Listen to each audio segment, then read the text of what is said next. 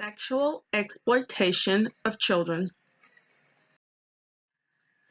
The first law to indirectly fight child exploitation were enacted over 100 years ago. Between the 1800s and 1900s, most of the states changed a child's age of consent from 10 years of age to 16 years of age.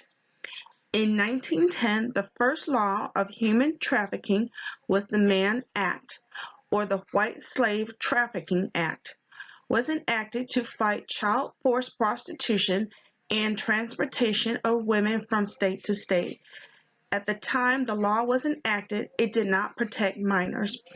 In 1917, an amendment to the Mann Act covered any non-commercial immoral act.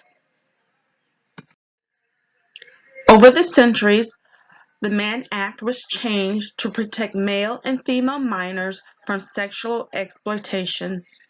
In the late 70s, the introduction of child pornography encouraged the government to get involved.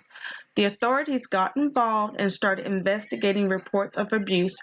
Doctors also started investigating physical and sexual abuse of children and started reporting their findings to the authorities. In 1986, there was another change to the Mann Act. This change came in the form of including the protection of minors from any sexual activity for which any person can be charged with a criminal offense. Around the same time, the Mann Act changed once more and included child pornography. Child pornography was not at the forefront during this time, but the changes to technologies in the 1990s made the availability to child pornography through the internet and around the world. At one time, child pornography was expensive and hard to produce, but now, with the range of availability through the internet, predators have an easier way to victimize children.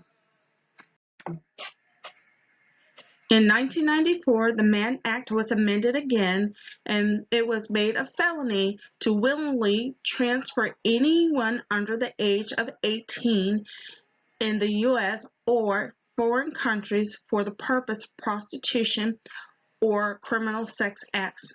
In 1994, another law was created, the Violent Crime Bill and Law Enforcement Act. This included a provision called the Child Sexual Abuse Prevention Act, which makes it a crime to travel to a foreign country with the purpose of having sex with a minor. Both of these acts were designed to fight child exploitation. In 2000, brought about the laws to fight human trafficking and Violent Protection Act, criminalized human trafficking and zeroed in on prevention, protection, and prostitution. In 2000, Congress passed the Sex Tourism Prohibition Improvement Act, criminalizing the acts of sexual tour operations. With the increased growth of child exploitation, children are at greater risk of HIV and AIDS.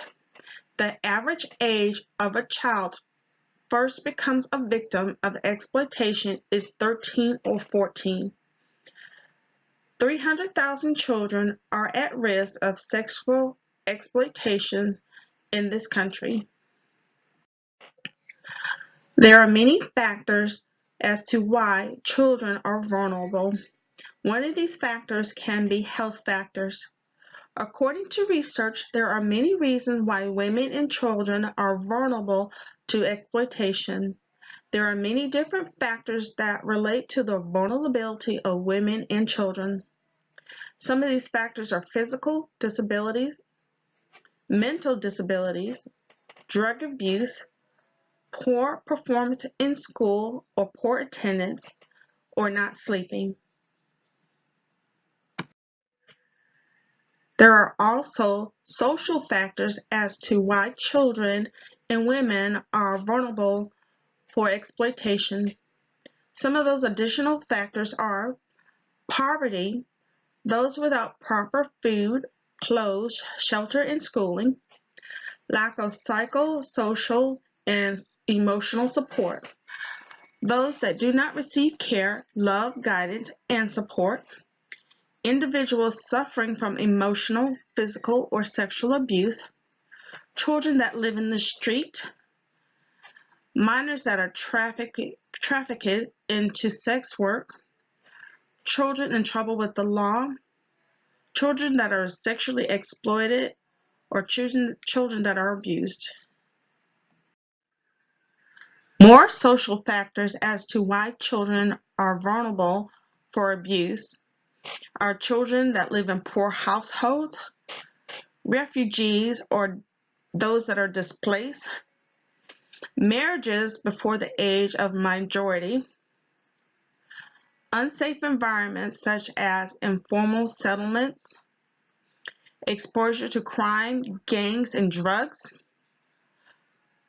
young children and youth that experience homelessness, living in a chaotic or dysfunctional household, including parental substance abuse, domestic violence, parental mental health issues, and parental involvement in crime. There is also a high risk for runaways. Research best evidence in social work on the micro level for vulnerable children that face exploitation, mental health issues, victims survivors of sexual exploitation and trafficking suffer from a high rate of depression, post-traumatic stress disorders. Victims also that suffer from serious trauma will also have issues with long-term mental health issues. Serious psychological distress can be more complex when victims are exposed to repeated or prolonged abuse. Childhood emotionally is strongly connected to commercial sexual exploitation and may even contribute to younger children entering prostitution.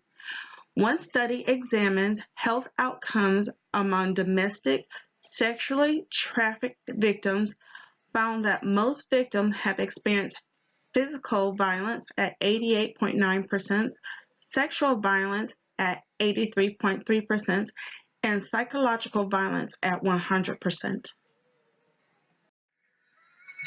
In addition, substance abuse among the exploited are often linked to substance abuse. Victims are most likely will use drugs than alcohol. Female, homeless, and runaway youths are also particularly at high risk for exchanging sex for drugs and general survival. In the sex exploitation trade, drugs are used as a form to control and intimidate. For many women and girls that survive violence by using drugs, often survivors of sex exploitation will show a pattern of drug abuse. Those who fight drug addiction are often arrested for crimes related to the offense. Research also shows on the micro level, runaways, throwaways, and homeless youth have shown associations between housing instability and exploitation. Homeless youth are at high risk of sexual exploitation. They will trade their bodies for food, money, and drugs. 98% of suspected or confirmed child victims of domestic sex trafficking were missing or endangered runaways. Housing instabilities remain a critical risk factor to or consequences of sex exploitation to consider with the population among female youths. Research has shown on the meso level of social work, dysfunctional family dynamics, children and youth may experience a tough family home life. They may experience life-threatening events or family, intimate partner violence, mental health, and addiction. A study exploring 174 women who were exploited when they were children found association between factors in the home such as family, intimate partner violence, drug use, as well as the lack of supervision, food, medical care, and love. Additionally, family members who may know of a girl or woman relationship with a potential trafficker or a pimp may blame her for choosing or staying in that particular relationship. The U.S. Department of Justice report finding that 14% of sex trafficking cases involve family members. Exploited women and girls may be forced, coerced, or pressured into commercial sex industry to support their families, their family members. In these cases, members may restrict the movements from the home or the use ability to contact individuals outside the family. In addition, on the meso level, youths who are considered to live in out-of-home placements, including youth shelters, group homes, and foster care, are at greater risk of becoming victims of sexual exploitations. Many sexually exploited women and girls report themes of isolation and lack of connection and resources, often stemming from the child welfare system, foster care placements, and abandonment. A study of prostitute adolescent girls showed that a third of their respective sample had a deceased mother. Another showed 47% of women in prostitution showed 64% had been involved in the child welfare system. 78% of those had lived in foster care or group homes. The foster care system also serves as a direct consequence for many sexually exploited minors because child victims often present without parental or legal guardianship and consequently enter the foster care system. Another study indicated that young people may agree to sex as a favor for boyfriends or girlfriends, and this can be socially acceptable under the circumstances. On the macro level of research, the economic cost of sexual trafficking has become one of the world's fastest growing criminal industries, eliciting annual profits as high as $32 billion. Much of the current literature exploring the macroeconomic costs of sexual trafficking frames exploitation as an issue rooted in the national development and global power differential between countries. There is a dearth of figures relating to profit gained and economic cost of sexual trafficking in the United States beyond foreign-born and immigration-related proceedings.